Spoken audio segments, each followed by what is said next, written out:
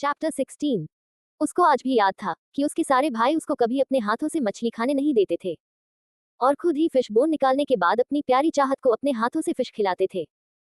अब आगे मैक की हालत देखकर सबके चेहरों पर परेशानी आ गई।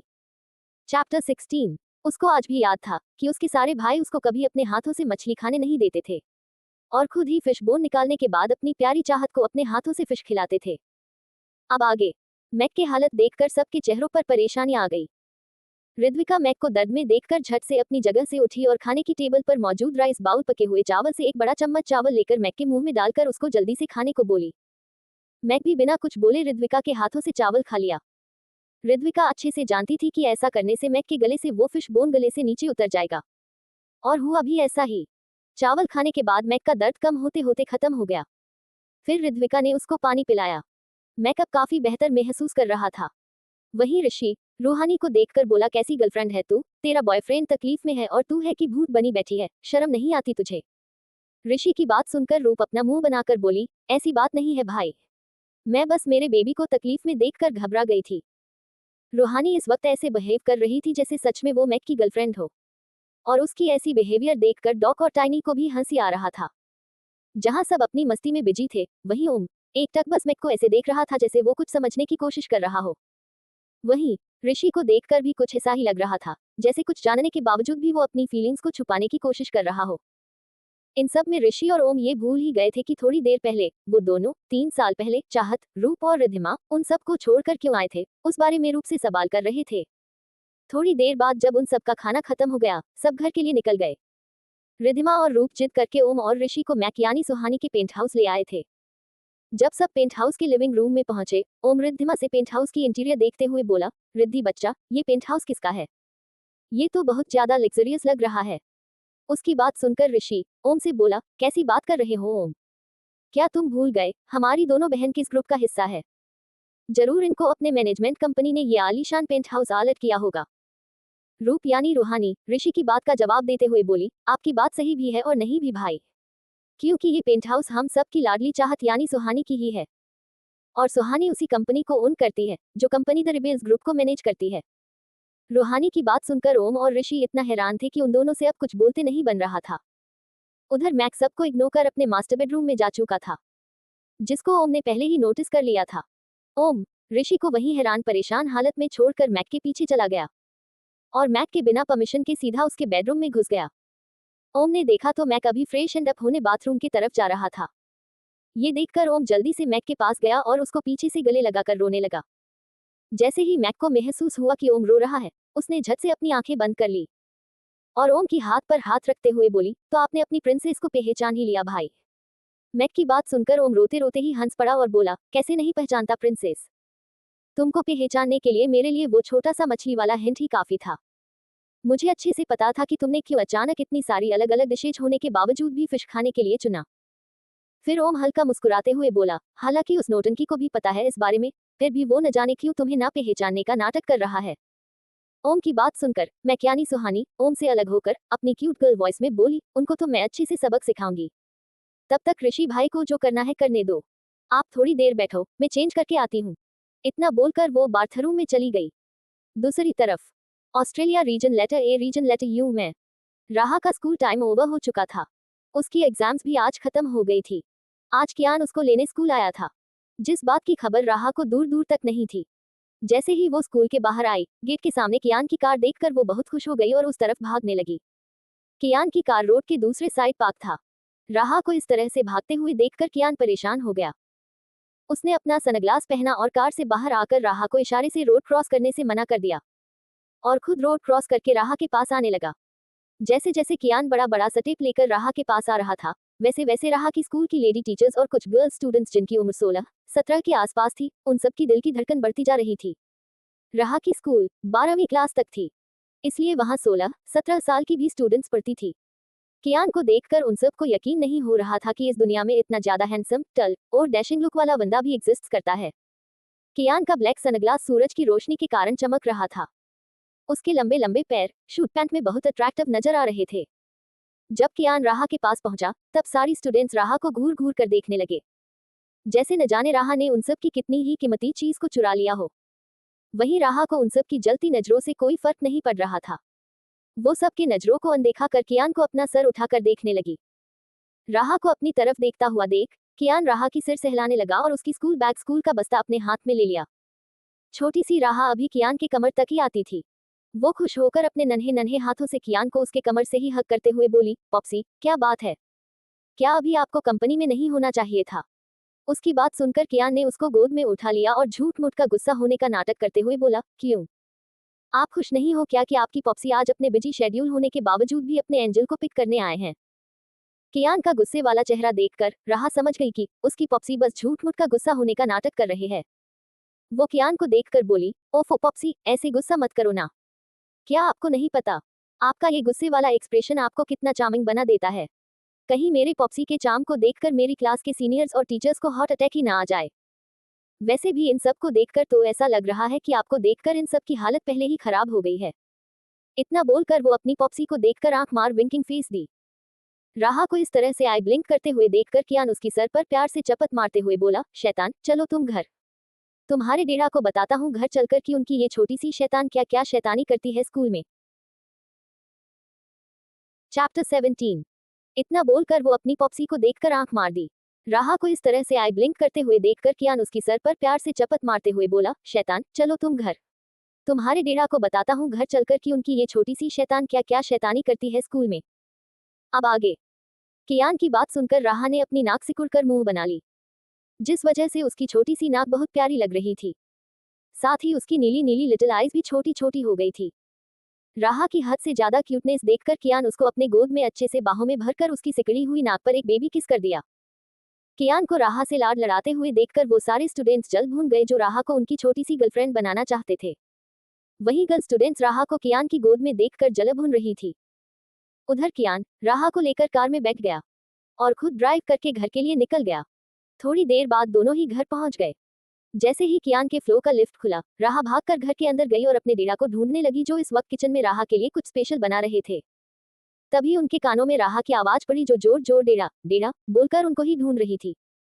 अपनी बच्ची को खुद को ढूंढते हुए सुनकर राहा के डेरा दिनेश जी बोले, yes my girl, Dera kitchen में है, यहाँ आ जाओ डार्लिंग। जब राहा ने अपने डेरा की आवाज सुनी वो किचन की तरफ लिपकी। उसको ऐसे भागते हुए देखकर रुक्षित के पापा राजेश जी बोले, ओ डेरा की डार्लिंग स्लो डाउन वरना गिर जाओगी। राजेश जी की बात सुन राहा बोली, डोंट वरी अंकल, राहा कभी नहीं गिरती। राहा ये बोली ही थी कि तभी वो किसी से बुरी तरह टकरा कर गिरने लगी। इससे पहले कि वो नीचे गिरती, राहा ने खुद को किसी की गोद में महसूस किया। एक जानी पहचानी स्पर्श को महसूस करते ही उसकी छोटी सी होठों पर एक प्यारी सी मुस्कान आ गई। राहा बोली, रूपदी की रूह अब मुझे नीचे उतारो भी, मुझे डेरा के पास जाना है।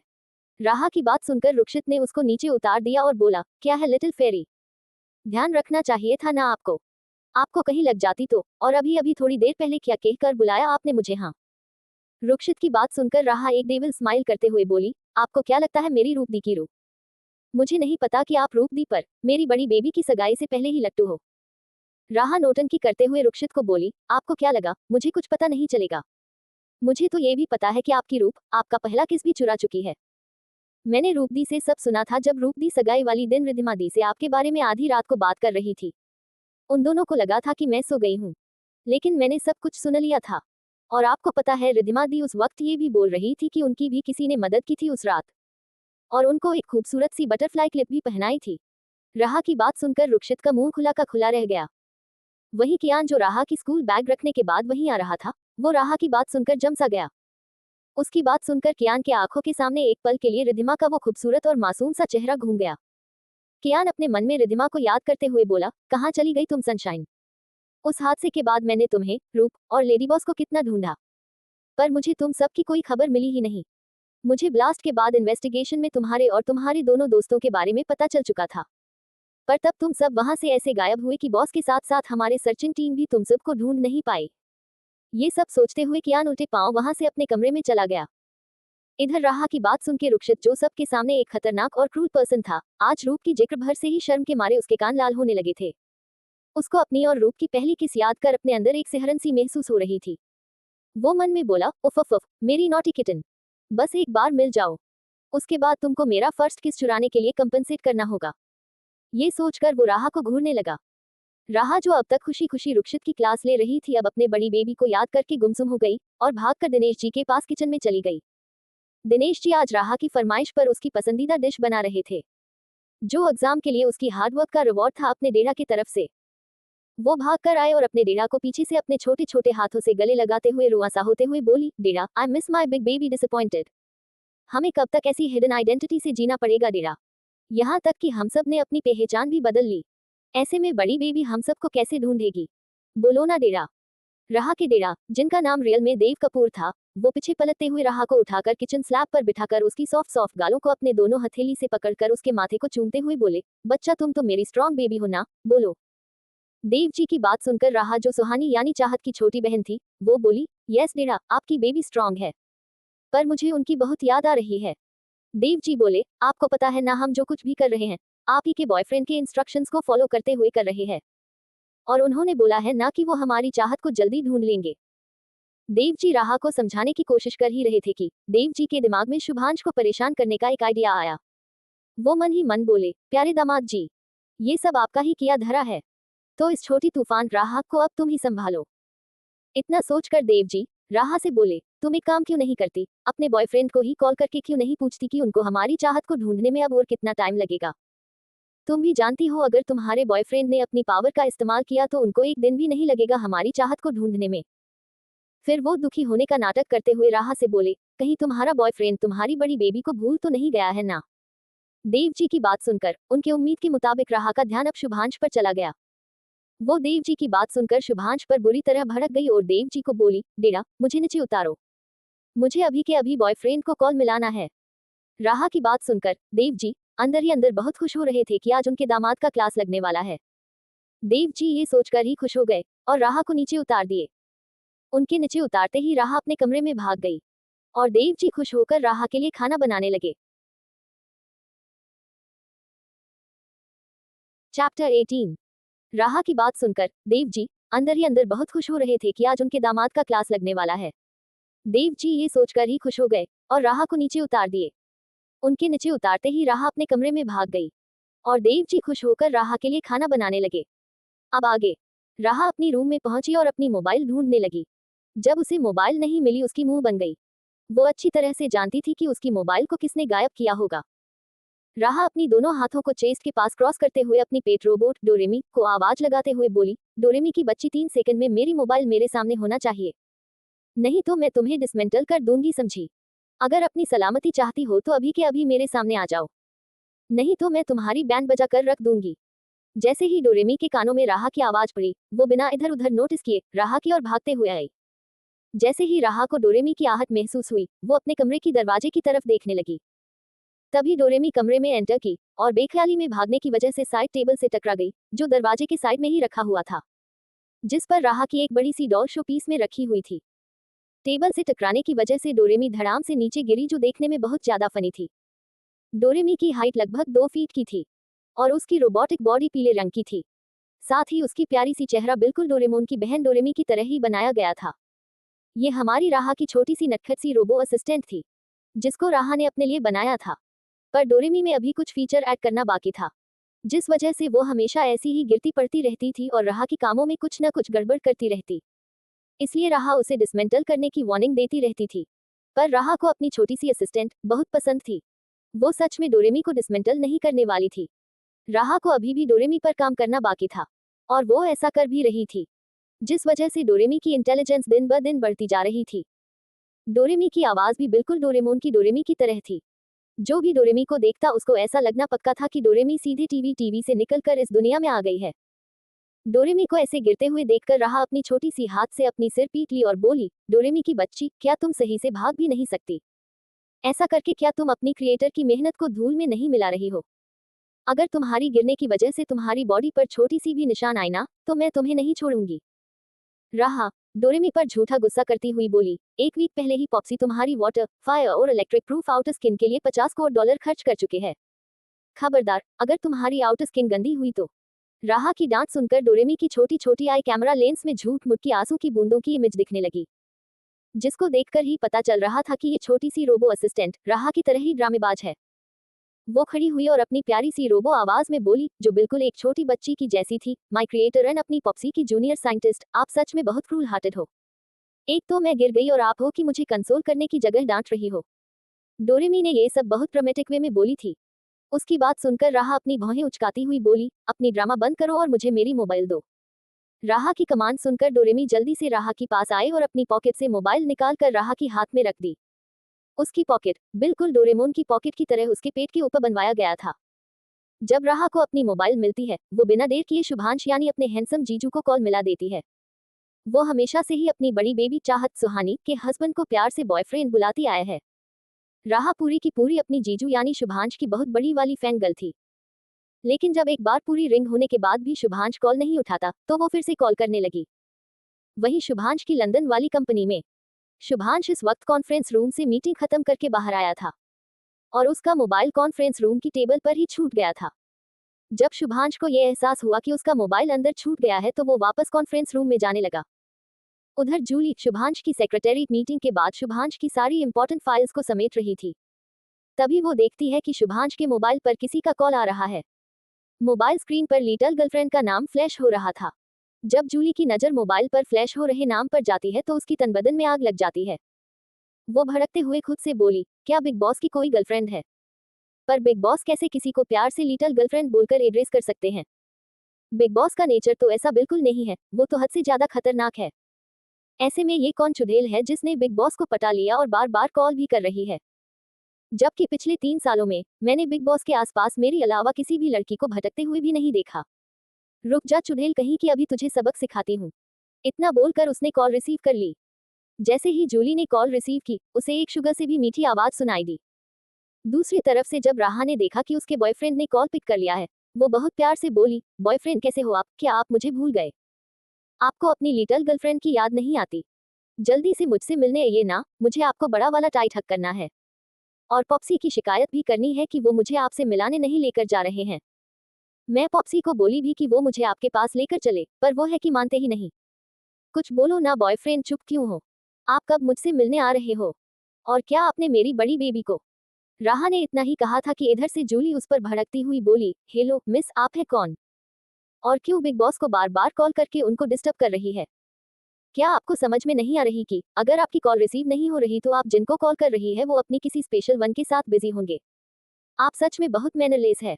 चुपचाप अपनी फोन रखो और बार बार कॉल करके उन्हें डिस्टर्ब मत करो, वरना अच्छा नहीं होगा। Understand? You better understand. Chapter 19। चुपचाप अपना फोन रखो और बार बार कॉल करके उन्हें डिस्टर्ब मत करो, वरना अच्छा नहीं होगा। अंडरस्टैंड? You better understand. अब आगे। जूली की बात सुनकर राहा कुछ नहीं बोली और मन ही मन इस बारे में शुभांश से बात करने के बारे में सोचकर जूली की बेवकूफी भरी बातें बड़ी ध्यान से सुनने लगी, ताकि वो जूली की मेंटालिटी का पता लगा सके।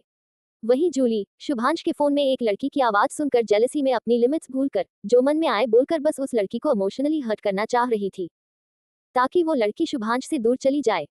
राहा की आवाज सुनकर जूली जान चुकी थी कि फोन में जो लड़की है वो बहुत ही मासूम टाइप की है, इसलिए जूली ने उसे इमोशनली हर्ट करने के बारे में सोचा, जिसमें वो माहिर थी। वो राहा से बोली, बदतमीज लड़की, समझती क्या हो तुम अपने आप को? तुम्हें क्या लगा तुम्हारी इस बटरिंग से तुम बिग बॉस को अपने जाल में फंसा लोगी? अगर इतना ही शौक है लड़कों को फंसाने का, तो तुमको उस जगह जाना चाहिए जहां ये सब करने के तुम जैसी लड़कियों को पैसे मिलते हैं। अरे हाँ, तुम वहां क्यों ही जाओगी, जबकि तुमको उन आदमियों को रिझाने के लिए उतने पैसे नहीं मिलेंगे जितना तुमको सिर्फ बिग बॉस की मेड बनकर ही मिल जाएगी। घटिया लड़की कहीं की, तुम्हारी औकात तो हमारे बिग बॉस की नौकरानी बनने तक की नहीं है, और तुम बिग बॉस की गर्लफ्रेंड बनने की सपना देख रही हो। पाउटिंग। जूली इस वक्त अपने गुस्से और जलन की चलते कुछ भी बोलती चली जा रही थी। वो तो इस बात पर भी ध्यान नहीं दे रही थी कि जिस मोबाइल पर राहा की कॉल आई थी, वो शुभांश का पर्सनल मोबाइल था, न कि उसका वर्किंग मोबाइल जिस पर सिर्फ बिजनेस से जुड़े कॉल आते थे। और वो कभी कभी शुभांश के एब्सेंस में शुभांश का बिजनेस कॉल रिसीव कर लेती थी। उसको बिजनेस कॉल अटेंड करने की इजाजत शुभांश ने ही दिया था, क्योंकि उसके पास सारे बिजनेस कॉल खुद अटेंड करने का बिल्कुल टाइम नहीं था।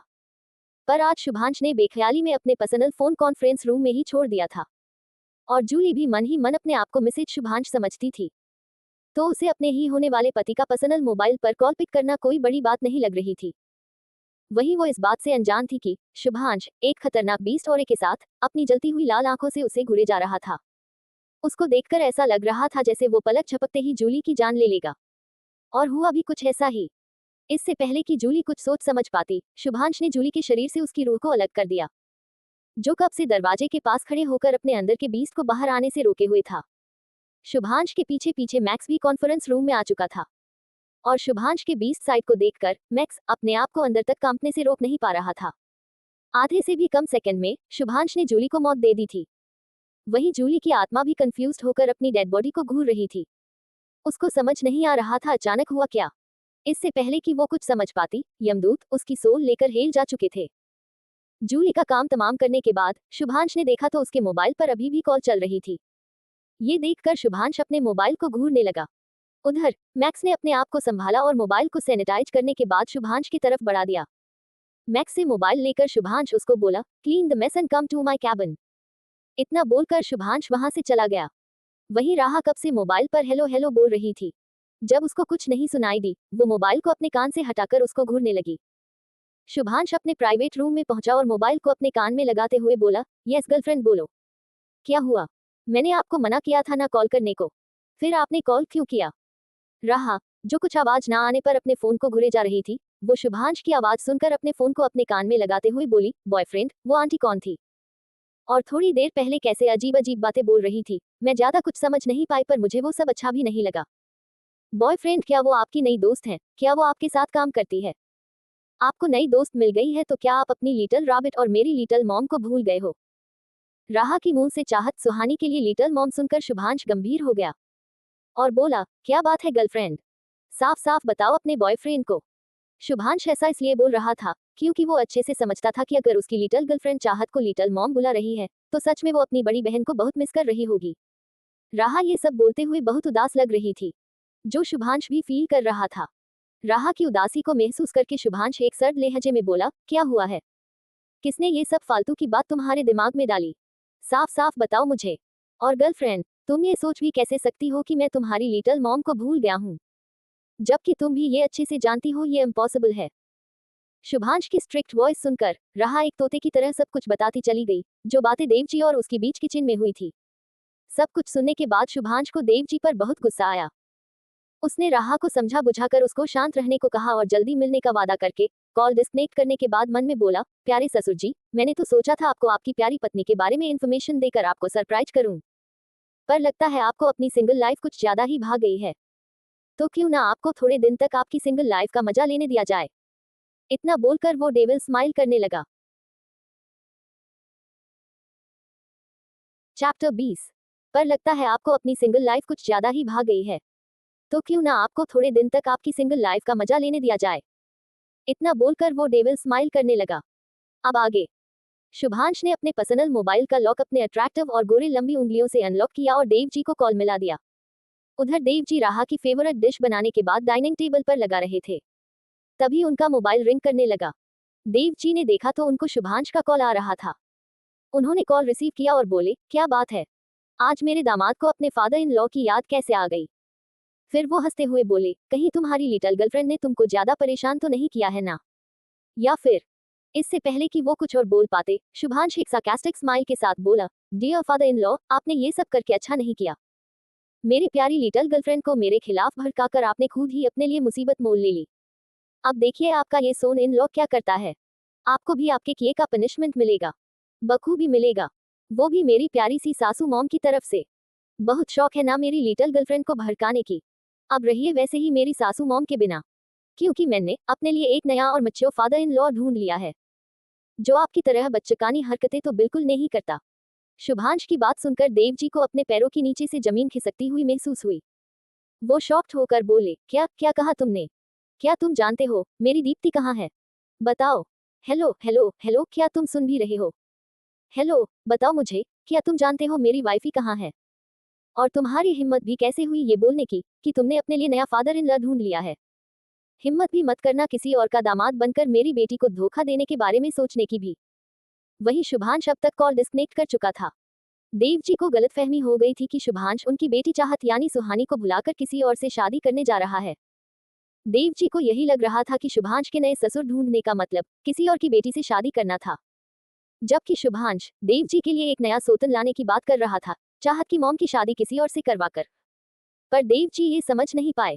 वहीं उनकी ये सारी गलतफहमी वाली बात सुनकर राहा को भी गलतफहमी हो गई, जो अभी देव जी के पास ही आ रही थी। ये सब सुनने के बाद राहा की आंखों से मोटे मोटे आंसू बहना शुरू हो गए और वो भागकर अपने पॉप्सी यानी कियान के कमरे में चली गई। उधर कियान अपनी रिद्धिमा यानी ऋद्विका के ख्याल में ही खोया हुआ था। तभी राहा रोते हुए आए और कियान की पीठ पर चढ़कर उसको गले लगाकर रोने लगी। कियान अभी बिस्तर पर औंधे मुंह सोया हुआ था। जब उसको अपनी पीठ पर अपनी नन्ही एंजल की मौजूदगी महसूस हुई तो उसने अपने बाएं हाथ से राहा को पकड़ लिया और अपनी ब्रॉड चेस्ट पर लेटाते हुए उसको शांत करते हुए पूछा, क्या हुआ मेरी एंजल को? अपने पॉप्सी को बताओ। पॉप्सी अभी के अभी आपकी रोने की वजह को ही मिटा देंगे। बताओ बेटू, क्या हुआ है? चुप हो जाओ, रोना बंद करो। कियान की आवाज इस वक्त इतना ज्यादा हार्ट टचिंग था कि राहा बिल्कुल शांत हो गई और अपनी छोटी सी सिर उठाकर अपनी ट्विंकलिंग आई से कियान को देखते हुए बोली, पॉप्सी, बॉयफ्रेंड के पास जाना है। अगर मैं उनके पास नहीं गई तो वो एक गंदी आंटी से शादी कर लेंगे। प्लीज मुझे अभी के अभी लंदन जाना है। आप लेकर चलो अभी के अभी। प्लीज, वरना मैं रोना बंद नहीं करूंगी। इतना बोलकर वो फिर से रोने की कोशिश करने लगी, पर कोशिश करने के बावजूद भी उसको रोना नहीं आ रहा था, क्योंकि कियान ने उसको बड़े प्यार से अपनी बाहों में भर रखा था और ऐसा तो नामुमकिन था कि अपने पॉप्सी की बाहों में होने के बाद भी राहा रोए। आखिर कियान की स्ट्रॉन्ग और प्रोटेक्टेड बाहें राहा के लिए सबसे सेफेस्ट प्लेस था। जब राहा कोशिश करने के बाद भी रो नहीं पाए, वो अपनी निचली होठों को बाहर निकालकर कियान को क्यूटली घुरने लगी, जिसको देखकर कियान को अंदर ही अंदर बहुत हंसी आ रहा था। पर कियान ये भी समझ गया था कि अगर वो राहा को शुभांश से मिलाने लंदन नहीं लेकर जाएगा तो ये छोटी तूफान एक बड़ा तूफान लाने से भी पीछे नहीं हटेगी। कियान राहा को शांत करवाते हुए बोला, अच्छा अच्छा बस, हम चल रहे हैं लंदन। जल्दी से पैकिंग कर लो और डोरेमी को भी तैयार कर देना। कियान की बात सुनकर राहा खुश हो गई और अपनी पैकिंग करने चली गई। जहां अभी ऑस्ट्रेलिया में दोपहर का वक्त हो रहा था, दूसरी तरफ लंदन में रात के 10 बज रहे थे। चाहत, सुहानी, रूप, रूहानी, रिद्धिमा, ऋद्धिका, ओम, ऋषि, डॉक और टाइनी डाइनिंग टेबल पर बैठे हुए थे। टाइनी और डॉक के साथ रूप और रिद्धिमा को समझ नहीं आ रही थी कि वो सुहानी को उसकी बर्थडे की पार्टी के वेन्यू तक कैसे लेकर जाए। सबको डर था कहीं सुहानी का गुस्सा उन सब पर फूट ना जाए, पर चाहे कुछ भी हो, उनको तो बस सुहानी को पार्टी में लेकर जाना ही था। डॉक टाइनी से बोला, टाइनी के बच्चे, तुझे क्या जरूरत थी सुहानी बॉस के इजाजत के बिना मिस्टर शुभांश को बर्थडे इनविटेशन भेजने की? तुझे पता है ना, बॉस को पर्सनल लाइफ और प्रोफेशनल लाइफ को मिक्स करना पसंद नहीं है। तुमने क्या सोचकर इतने बड़े बिजनेस मर्चेंट को बॉस की बर्थडे पार्टी में बुला लिया? अगर बॉस को पता चल गया तो पता है ना बॉस तुम्हारा क्या हाल कर सकती है। डॉक की बात सुनकर टाइनी भी डर गया और डरते हुए अपने आंखों के कोने से सुहानी को देखते हुए मन में बोला, नहीं नहीं, इतनी मासूम सी लड़की इतनी खतरनाक थोड़ी हो सकती है। नहीं, रिलैक्स टाइनी, ये डॉक ऐसे ही तुझे फालतू में डराने की कोशिश कर रहा है। तुझे इस डॉग की बात पर ज्यादा ध्यान देने की बिल्कुल जरूरत नहीं है। वैसे भी मिस्टर शुभांश इतने बिजी रहते हैं, ऐसे में उन्होंने तो इनविटेशन मेल भी चेक नहीं किया होगा। तू रिलैक्स हो जा, वो नहीं आने वाले हैं पार्टी में। वैसे भी मैंने सुहानी के नाम से बर्थडे इनविटेशन मेल भेजा था बॉस की कंपनी की तरफ से। ऐसे में मुझे नहीं लगता एक बिजनेस टाइकून एक्सपोर्ट कंपनी को इतना इंपॉर्टेंस देगा, भले ही ये एशिया की नंबर 1 स्पॉट कंपनी क्यों ना हो। मिस्टर शुभांश को भला स्पोर्ट्स कंपनी में क्या ही दिलचस्पी होगी। जहां टाइनी ये सब सोच रहा था वहीं ऋषि चाहत की तरफ देख तक नहीं रहा था। डियर रीडर्स, आप सब से कुछ पूछना था, मुझ बताए सब क्या चाहते हैं? क्या मैं सुहानी, ऋद्विका और रूहानी की सीजन 1 वाली नेम यूज करूं या न्यू वाली? आप सब क्या कहते हो बताना कमेंट बॉक्स में, मैं वैसा हाई करूंगी। ऑक